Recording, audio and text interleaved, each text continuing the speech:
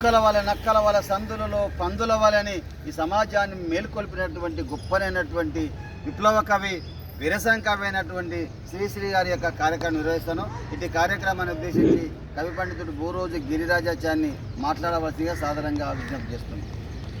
ఈరోజు విశ్వంలో తెలుగు సాహిత్యంలో విప్లవ కవి, విశ్వాన్ని శాసించిన మహనీయుడు శ్రీశ్రీ గారి వర్ధంతి కార్యక్రమాన్ని నిర్వహిస్తున్న ప్రియమిత్రులు రాజారాం ప్రకాష్ సార్ గారు, మా గురుతుల్యులు మిత్రులు నాయకంటి నరసింహ శర్మ గారు, వనపర్తి SC/ST మ్యాంటరింగ్ సభ్యుడు గంధం నాగరాజు గారు, ఈ కార్యక్రమానికి ఇచ్చేసిన అందరికీ స్వాగతం పలుకుతూ, శ్రీశ్రీ గురించి చెప్పాలంటే విప్లవ సాహిత్యానికి ఒక సూర్యుడు లాంటి వాడని చెప్పడం ఇందులో అతిశయోక్తి ఏమాత్రం లేదని చెప్పవచ్చు.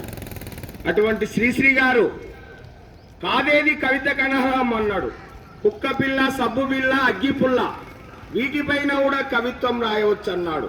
కవిత్వానికి ఒక సౌందర్య వస్తువు కాదు, హీనమైన హేయమైన వస్తువును కూడా తీసుకోవచ్చు అని చెప్పిన మహాకవి.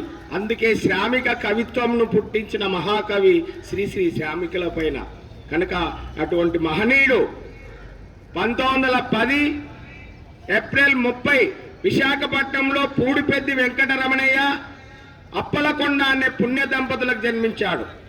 1983 జూన్ 15 అనారోగ్యంతో మరణించాడు.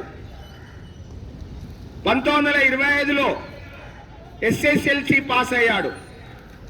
తర్వాత మద్రాస్ యూనివర్సిటీలో జంతు శాస్త్రంలో డిగ్రీ చేశాడు.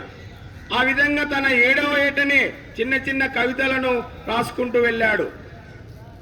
తర్వాత 18వ ఏట ప్రభావ అనే చిన్న కావ్య సంపుటిని వెలువరించాడు. అక్కడి నుంచి ఆగలేదు. ఆ రోజు నుంచి ఆయన విప్లవ సాహిత్యంపై అడుగులు వేశాడు. సాంప్రదాయ కవిత్వాన్ని, చందో కవిత్వాన్ని ధిక్కరించిన మహనీయుడు శ్రీశ్రీ గారు. తర్వాత ఆయన సాంప్రదాయ కవిత్వాన్ని వదిలి గురజాడన అడుగుజాడ అని మాత్రా ఛందస్సులో గేయ కవిత్వంలో కవిత్వం రాశాడు. వస్తున్నాయి వస్తున్నాయి జగన్నాథ రథచక్రాలు, పతితులార బాధా సర్ప దష్టులారా అంటాడు. పదండి ముందుకు మరో ప్రపంచం పిలుస్తుంది అంటాడు.